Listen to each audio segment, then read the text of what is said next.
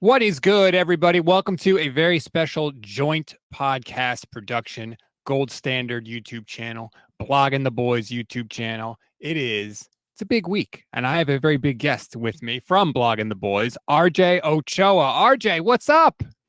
I thought we were closer than that. I thought, if I had done the hosting, I would have introduced you as my good friend, my great friend, one of my best friends, instead of the gold standard stuff, whatever. Company man, I guess you are, but I'm doing great other than having my feelings hurt a little bit right now.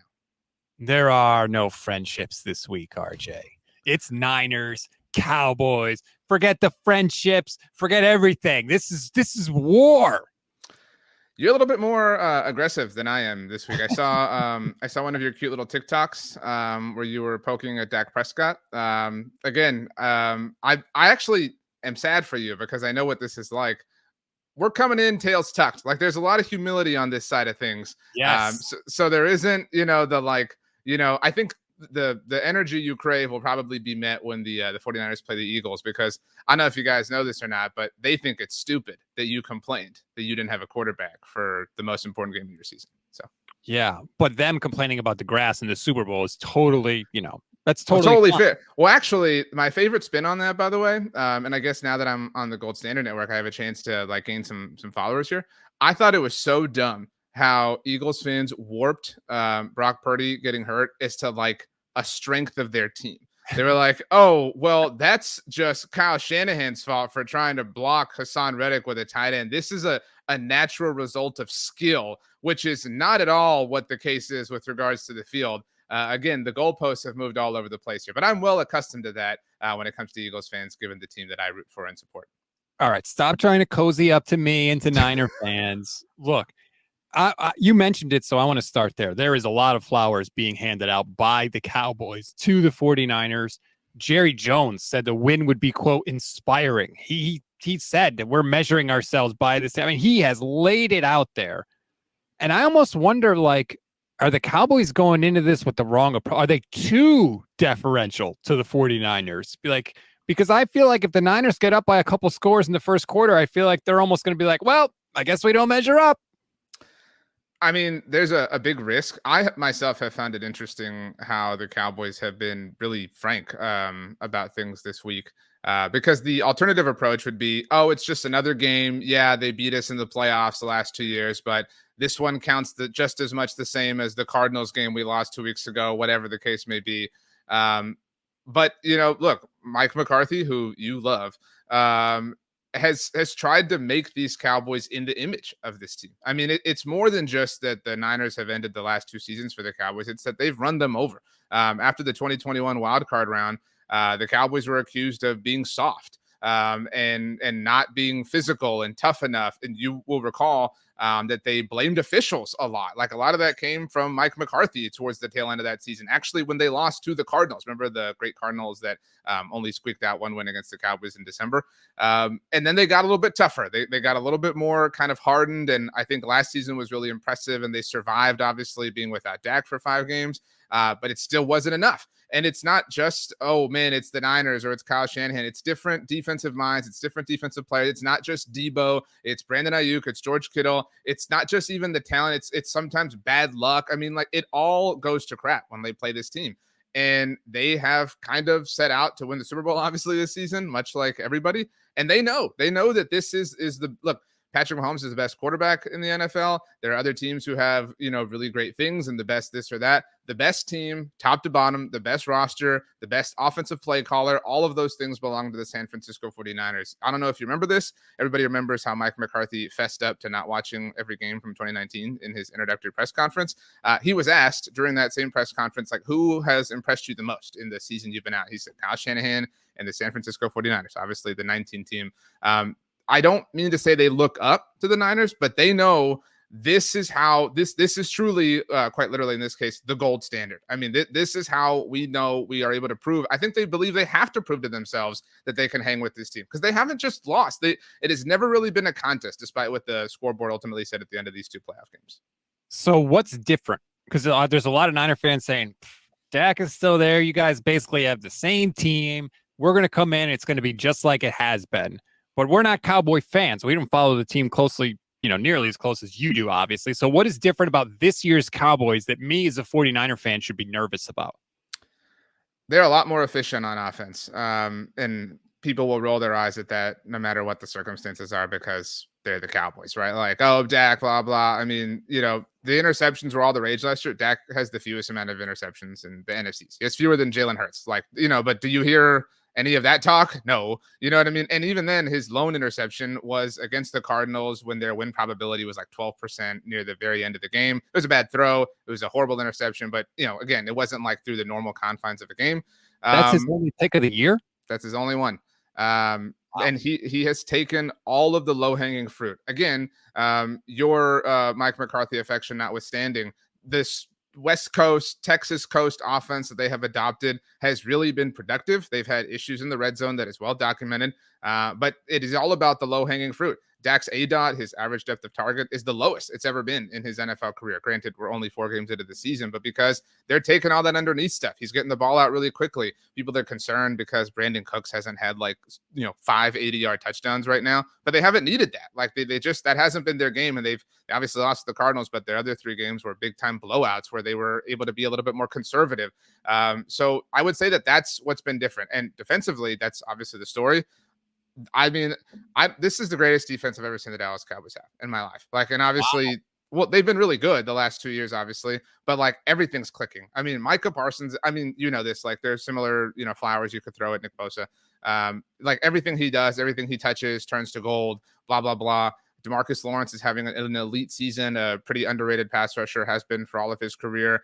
Obviously, it was a bummer to lose Trayvon Diggs, but Deron Bland really stepped up last week, had 2 interceptions. He has 8 interceptions through his first 21 career NFL games. The last person to have at least 8 through their first 21 games was, in fact, Trayvon Diggs. So they are just really badass. That's the difference. They're not just kind of good or surprisingly good. They are living up to expectations, which is why this game is so important to them.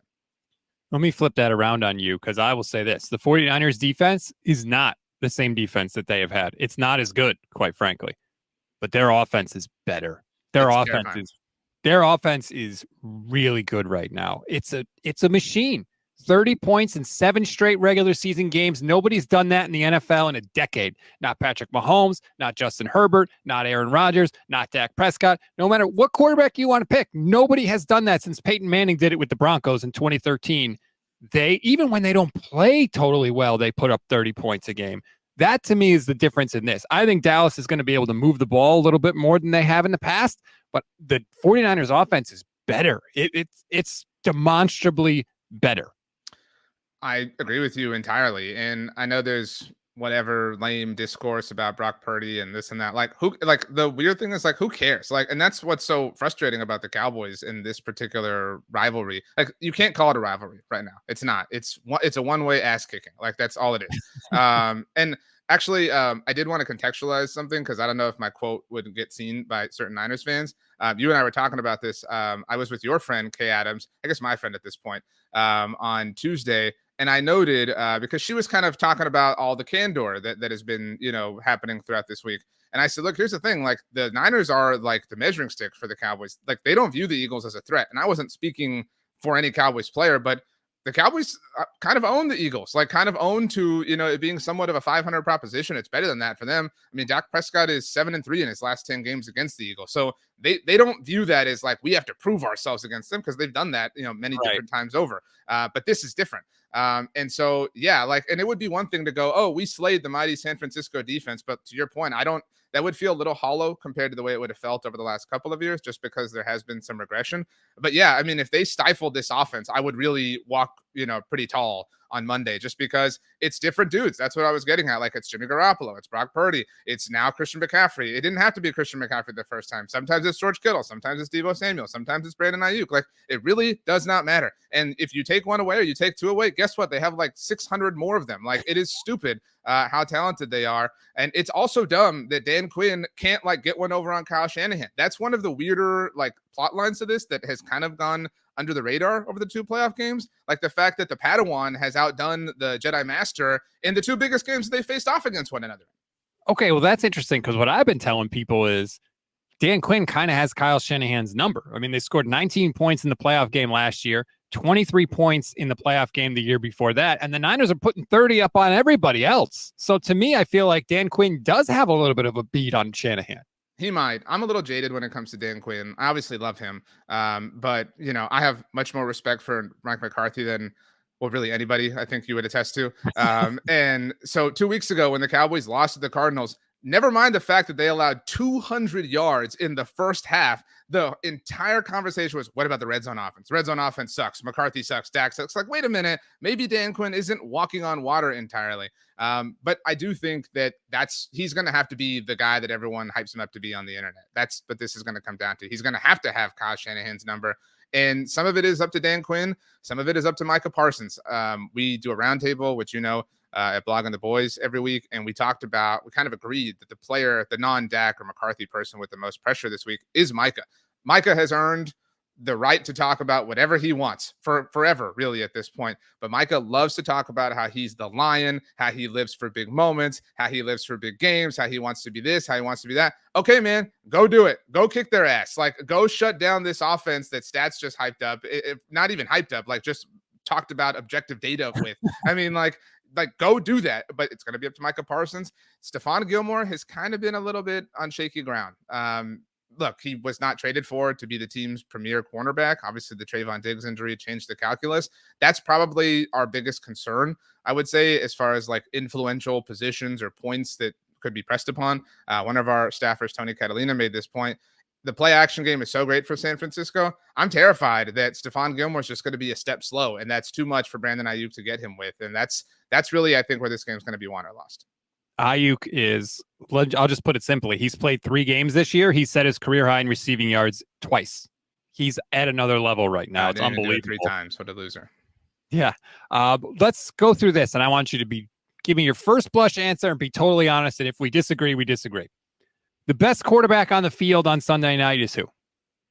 It's Dak. I mean, and I don't the jury is still out on Brock. And I don't mean to say Brock is purely a beneficiary of Kyle Shanahan. I mean, multiple things can be true, but Dak has been a viable top 10 quarterback for 7 years at this point. He's literally the longest tenured starting quarterback in the NFL with regards to his respective team. He's been, again, for the entire time, flirting with top 10, sometimes top 5, whatever the case may be. The sample size is still too small for Brock, but that, again, is not to take away from him in any capacity. If you want to give it the edge to Dak because of career longevity, that I get that, and I'm on board with that. But I will say this. For years with the 49ers, it has always been, hey, we've got the 5 best guys on the field except at quarterback. And I don't know that that's the case right now. Whereas before, there was no question. Jimmy Garoppolo or Dak Prescott? Dak. Easy answer. Now, I don't know. That's the most encouraging thing to me. But if you want to say Dak, okay. The best running back on the field on Sunday. I don't know this is a question. Christian McCaffrey is the best running back in the NFL. You win that argument every week. You know what I mean? So he's in the MVP conversation. He's absurd. Best receiver on the field. I think it's CeeDee Lamb. I mean, Ayuk is great, Debo's great, but CD has really entered a different alpha territory. The same CeeDee Lamb who John Lynch once mentioned after the 2020 NFL draft that the 49ers really, really, really wanted and coveted, although settling for Brandon Ayuk, not exactly looking like a poor decision at this point. Well, they also could have drafted CeeDee Lamb and chose not to. Don't forget the Niners had 2 first-round picks that year, and they didn't take CeeDee Lamb, and they ended up taking Ayuk later. I will give it to Lamb again because of the longevity thing. I think Ayuk right now he's at that level, but he's only done it for 3 games. So I think it's fair to say CeeDee Lamb. The best offensive lineman on the field. The best one on the Cowboys right now might be Tyler Smith. He's only played 2 games, didn't play the first 2 games of the season, but he has been a baller. I mean, absolute stone cold baller. So it's weird to say he's the best, in a group that includes Zach Martin. But as far as percentage of time he's dominated this season, although it's incredibly small, I would say it's him. But again, Trent Williams is on that team. So what are we having this conversation for? The best pass rusher on the field. This is probably the closest debate, and shout out to my horrible tweet that I had to send last year, which it's not close. So it's Parsons. It's Oh, Parsons. okay. Well, so it was close. Like this was you and I used to have this debate. Sorry, I got an alert on my phone. That was crazy. We used Oh to man. have this debate, you and I, Oh, right? now And I got the alert. What's yeah, happening? I don't Oh, know. it's a I didn't look. test. It's a Oh, test of okay. the Oh, National Weather Service. I saw something about this. So, well, is it raining where you are? No, it's beautiful. In fact, it's like 80 degrees here. I would do anything to be in 80 degrees right now. It's so hot outside. But anyway, um, yeah, I mean, Parsons. this used to be it used to be close, but so Micah has been stupid great for the first 2 seasons of his career.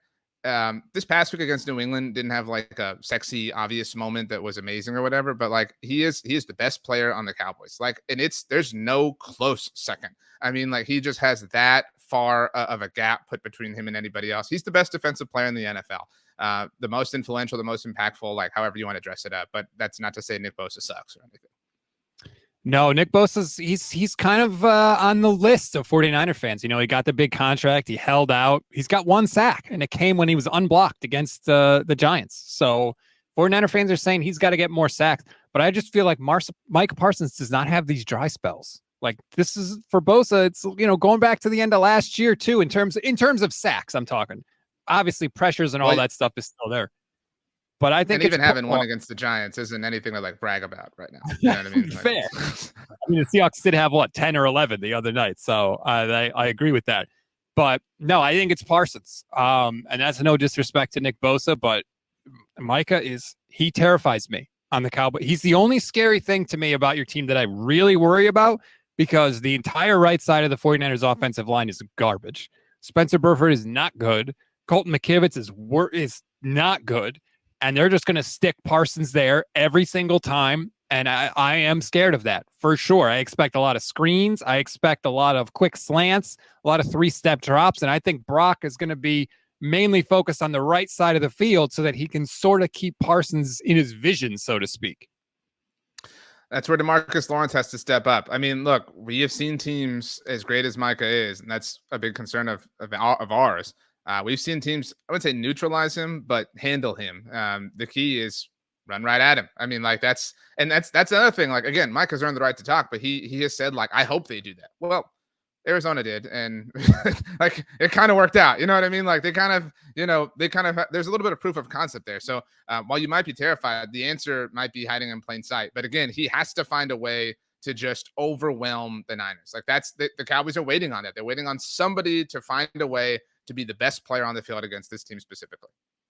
So I have been sort of mentioning this. I don't know how much it really matters, but I love the fact that when the Niners were preparing to play the Cardinals, the team the Cardinals had just played was the Cowboys. Because I felt like it was almost like double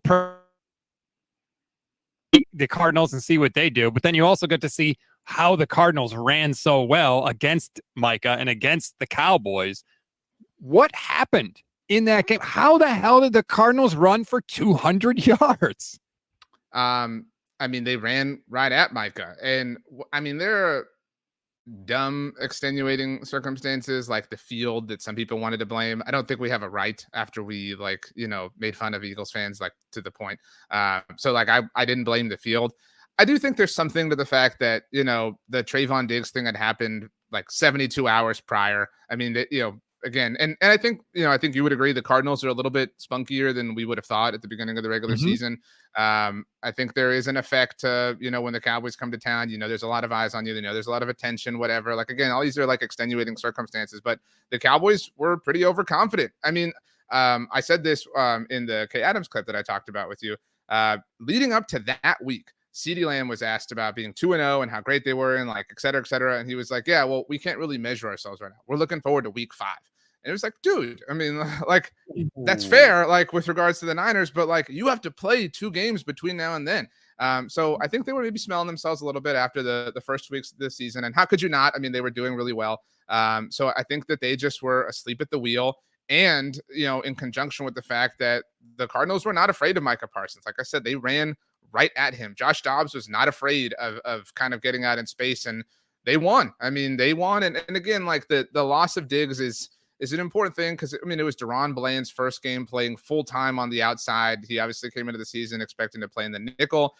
So, I mean, you have all these weird things. It was just this this gazpacho of crap, and nobody enjoyed it. No, not gazpacho. Gumbo. Did I misuse that again? I always misuse this. So what is a gazpacho again? Gazpacho is cold soup. But it's still gumbo, okay, but it's still soup. Yeah, but gumbo is literally like a mix of a whole bunch of stuff. Then every time I mess this up a lot, as you know. But like, under what circumstances would you want to eat a gazpacho? Why would you want a cold soup? Like describe the circumstance that would be an enjoyable thing.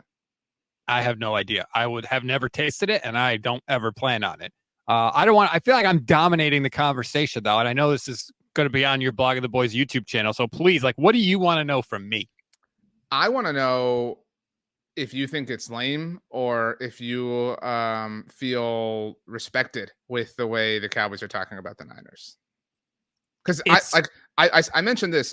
I told our guys, like, if the Eagles were saying this about the Cowboys, which they should, but if they were, we would be laughing. Like, we would be like, oh, this is silly. Like, come on, guys, like, get it together. You know what I mean? Like, kind of like, handling it the way you did with your little TikTok, like I said.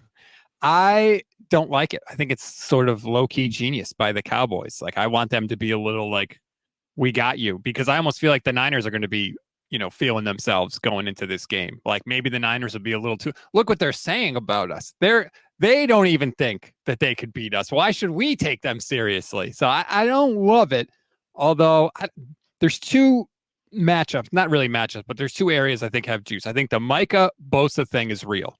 I think Bosa and Micah, like, they talk, right? Micah already said, like, hey, dude, I'm coming for your Defensive Player of the Year trophy this year. So I think Bosa, especially with the slow start he's had to the season, is going to have a little extra juice. And I do think there's juice between Ayuk and CeeDee Lamb. Not on CeeDee's part, more on Ayuk's part. Like, hey, I'm the guy that's been held back by our crappy quarterback play for my whole career, basically. Now we finally got a quarterback. I'm in my quote-unquote contract year. First year I can get a new deal after this season. I got to ball out. It's Sunday Night Football, under the lights. I got to show everybody. So those are the two spots I think carry a little extra juice in this one. I think that's fair. I haven't seen anybody bring this up, but what is your take on, I don't think I ever asked you, because the playoff loss happened. It was just whatever. But the Trent Williams, everybody kind of, bullying Brett Maher ahead of the divisional round matchup. I'm not here to stir the pot between Cowboys and Niners fans, but kind of not cool. Obviously, Brett Maher was coming off of a really rough wild card performance when Dallas beat Tampa. And you can call it gamesmanship if you want, like doing everything you can to win. But it was a little, felt like over the line with how they got involved with him and tried to get in his head. And then it obviously was not a great game for him. I mean, what was your thoughts on that? Do you think there will be, granted, Brett Maher's not on the team anymore, but I guess your thoughts on that in general? I didn't like it. I don't like kicking people when they're down. And I get it. It's a playoff game. You're trying to do all you can. But to be honest, that whole day, Trent Williams did not really comport himself in a classy way. I remember at the end of that game, he choke slammed somebody. I forget who it was. But I mean, first of all, Trent Williams is not the dude on the 49ers that you pick a fight with if you had to pick one, although there's a lot of guys that fall into that category. But just the whole thing, Trent Williams just didn't handle himself well that day. But yeah, look, I like to win. I like to win with class. He did the blowing kisses or whatever it was thing at AT&T Stadium the year before. Super fine with that. You know what I mean? I'm cool with that. That you should do that. But yeah, the Brett Maher thing, really was just kind of not cool. I also want to know, and so I've joked about this several times, so apologies to the Gold Standard listeners, but Blog on the Boys listeners know that you hate Mike McCarthy. Can you let us know what it is? Is it the vegetable? It's a vegetable, right? That you've compared him to often. Yes, as a head coach, I feel like Mike McCarthy is a baked potato, and here's why.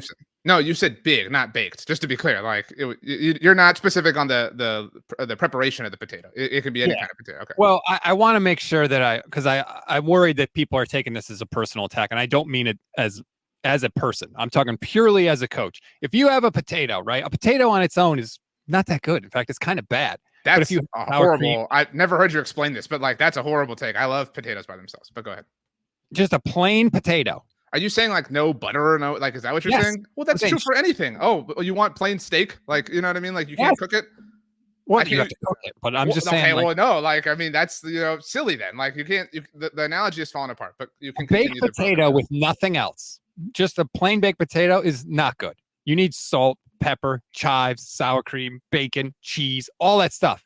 And then it's really good, right? If Mike McCarthy has Aaron Rodgers and Dak Prescott and Tony Pollard and this incredible system around him, yeah, he can do pretty good. But when it's nut cutting time and it's got to come down to McCarthy and the team being buttoned up on the details, he ain't it. He never is. And we've seen it, especially in this matchup. Back-to-back years, at the end of the game, Mike McCarthy did not have his team buttoned up on the details. I would offer that's why he took over play calling duties. Now, I've implored you to respect him even minimally, which you've refused to do over the years. I do not. So I waited until we were talking to tell you this. I wrote about this week. The Cowboys are 3-1, and I don't mean to like find like the cutesy little whatever just to prove my point, but they're 3-1.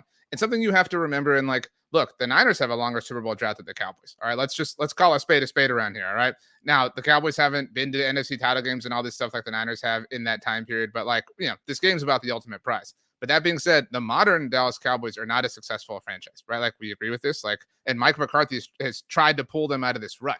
So the Cowboys are 3-1 for the third year in a row, and I think you're willing to give him a bit of a pass on the 2020 season, you know, because Dak Prescott got hurt, right? It's not a fair evaluation. So for the third year in a row, the Cowboys have won at least 3 of their first 4 games, right? The Cowboys as a franchise have not won 3 of their first 4 games 3 years in a row since 1985 through 1987. Like, I mean, I've told you many times, they were a playoff team last year in consecutive seasons for the first time since 06 and 07. They won double-digit games in back-to-back years for the first time since 95 and 96. They won a road playoff game last year for the first time since the 1992 NFC Championship game. Shout out, of course, to Alvin Harper and 896 F flat. That being said, like again, I recognize like the stadium and the helmet and the logo and everything that is associated with the Cowboys, but they have been really bad. And I'm not saying, oh, because he's better than Jason Garrett, like give him his props, but he has really brought a level of football stability to where you can rely on this team being good year in and year out. And that is a hallmark of a very good coach in my mind. What I would say is the same thing I said to a lot of people when they would talk about Jimmy Garoppolo. Everything you just cited means that Mike McCarthy is better than the people that came before him. It doesn't necessarily mean Mike McCarthy is, you know, a top 10 coach in the league. That's the difference. Sure, Jimmy Garoppolo is better than Nick Mullins and CJ Beathard. No one was arguing that, but he needs to be a top 10 quarterback, and he wasn't. And that's what I would say. So then my question, because this comes up a lot with regards to arguing with people on the internet. If it's not Mike McCarthy who's responsible for this run of Cowboys success, who is it? And who is like a top 5 or whatever? Like, and it can't just be Micah Parsons. You know what I mean? Like what is the top 5 thing that is driving them to continually be, you know, in the mix? Like, because it can't be continually in the mix just by accident. You know what I mean? Like, so if it's not the head coach, like what is?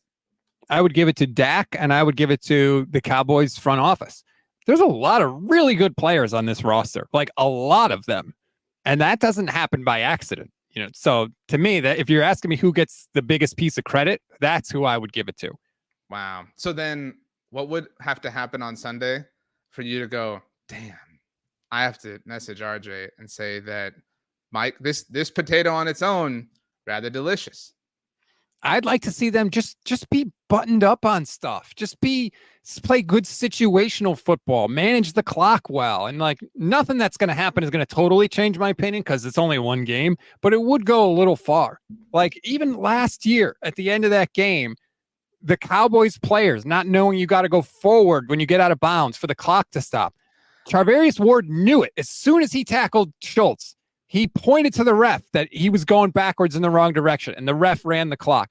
The Cowboys didn't know that stuff, right? They didn't know you have to hand the ball to the official at the end of the game, that you can't spot the football themselves. And what did we hear afterwards from Dallas? Well, we practice that all the time. Well, guess what? You've been practicing it wrong. So, like, that's what I mean. So playing sound, being buttoned up would cause an increase of McCarthy's stock in your book. Yes. Who are you on the Cowboys side of things? Maybe like who's the player that you on Sunday night, midnight, whatever it is, and you'll be in attendance, by the way. I'm very excited for you. Yes. Who are you? Who's the guy that you're like, you know what? Presuming a Cowboys win, that you'll be like, damn, like how did we not see this? Like this dude was hiding in plain sight. We didn't even talk about him. We didn't like who's the guy that you Bear hasn't seen you in a long time either. Who's that dude? I don't know that like we don't talk about, but I don't think Niner fans have enough respect for Tony Pollard, especially because he got hurt in the playoff game last year. So like he was out of sight, out of mind. But he is not as good as Christian McCaffrey, but damn, he's pretty close. He's very, very close. He can do a lot of the same things Christian McCaffrey can do. He's a threat to score every time he touches the ball. And to me, if the Cowboys are going to win, it's not because Dak Prescott's going to be throwing for 300 yards. It's just going to be because Tony Pollard is friggin' unstoppable. That's fair. Prior to last week, Tony Pollard was actually leading the NFL in carries. I know Christian McCaffrey is selfish and wanted them all. But he hasn't really had like the big, massive blow up, crazy game that he had every now and then last season. But I think that's a fair answer. Like the Cowboys just, everyone freaked out, and I've lamented over this many times, but everyone freaked out over Mike McCarthy's "I want to run the ball" comment. But they do want to run the ball to some degree, and Tony Pollard has certainly shown an ability to do so. Rico Dowdle's a bit of a question mark this week, so it might not be available. Cowboys don't necessarily trust Deuce Vaughn in pass protection, so could be a big Tony Pollard day. Who's that dude on the Niners? Like the dude that we're like the non-Brandon Ayuk or Christian McCaffrey or George Kittle? Like who's the dude that we're just like not paying any attention to that could be the difference maker on the San Francisco side? Dre Greenlaw, number 57. The guy never gets enough love. He never gets the attention because Fred Warner is awesome. But Fred Warner has said on the record, whatever you think of me, think that of Dre Greenlaw. There is no Fred Warner without Dre Greenlaw. He's a little banged up too because he's always banged up. He is fast as hell. He plays all out. When he attacks the ball carrier, he comes with bad intentions, and he might get a couple personal foul penalties because he's on that line. But he is an absolute wrecker, and he is huge for this defense. If he were to get hurt, it would be a major, major blow for the 49ers. My last one is, and I think the answer is like low, but how devastating would a loss be? Because again, if the shoe were on the other foot and the other team were like, oh, we really respect this team, blah, blah, and then like my team lost, it'd be like, well, they really wanted it. So like, and they're pretty good. So like it happens. Like we're 4-1. Oh crap, the sky is falling. It would hurt because it's an NFC loss and because I think it's Niners, Cowboys, Eagles competing for that first round bye, and to have a loss in the head-to-head tiebreaker that would be horrible. But like you said, yeah, they'd be 4-1. I thought there was a realistic chance they could be 4-1 at that point anyway in the season. So it wouldn't be devastating, but it would hurt because of those tiebreaker implications. I just realized it would be sweet poetry for your entire NFL game viewing experience to be a 100% loss record against Mike McCarthy's Dallas Cowboys. That would be incredible. Like, would it not be like a great, that's pretty scripted if you ask me. There is a realistic chance that I fly 3,000 miles across the country to watch the 49ers lose to the head coach that I have given zero credit for his entire career. That there would be some poetic justice there. After he was like really respectful to the team as well. Like it would just be, I'm obviously rooting for this, but now I'm rooting for it even more. Is there any chance, I think I know the answer to this question, but is there any chance McCarthy wants to give a little FU to the Niners and works up some sort of play where Trey Lance is in there for any duty in any way? So no is the answer because Trey's the emergency third quarterback, and he can only, as you very well know, enter the game if the top two are injured or being evaluated. So to your point though, if he was an active member of the 46-man game day roster, then I would feel like, okay, like Mike is out for blood here a little bit. Now, to be clear though, Mike is not foreign to that in a respectful way. Last week, Brandon Cooks, he has weekly rotating captains. Brandon Cooks was a captain because the New England Patriots are a former team of his. So he'll do kind of stuff like that, like the Jeff Fisher RG3 draft haul they were the captains right for the St. Louis Rams when they met Washington. So, yeah. So like he's certainly prone to stuff like that. But he's incredibly respectful. Like he's not, out to be a jerk or be embarrassing. Which I don't think he gets enough credit for either. Like he's a really charming person if you are willing to give him a chance. And he's very intentional about all of this. Like he's very, very purposeful. It's very clear, which is why the Cowboys are speaking with such deference for the Niners, that Mike has spent almost every day since losing to them in San Francisco, figuring out how to never let that happen again. I mean, he took over play calling. He has done all sorts of things. The Cowboys have made all sorts of trades. They have really kind of changed their overall team building philosophy in the last year. And they really want this. I mean, and so I don't think Mike is that dude. He's not a run up the score guy. He just wants to get in, get the dub, get home, and get some respect from his buddy Stats. Who do the Cowboys play next week? They play on primetime again. They visit the Los Angeles Chargers on Monday Night Football, and then they're on their bye after that. The Chargers, who are on their bye currently, by the way. So, regardless of how this Niners game turns out, I would be worried about that Chargers game as a letdown game, just because, I mean, the Cowboys have literally told you this means more than just a regular season game. What I would offer in response to that is, if you need some sort of narrative or bulletin board material, whether it's public or just within the walls of the Star, that's Dan Quinn versus Kellen Moore. So that's like, oh, okay, now it's time to prove why we left this dude, whatever, blah, blah, blah.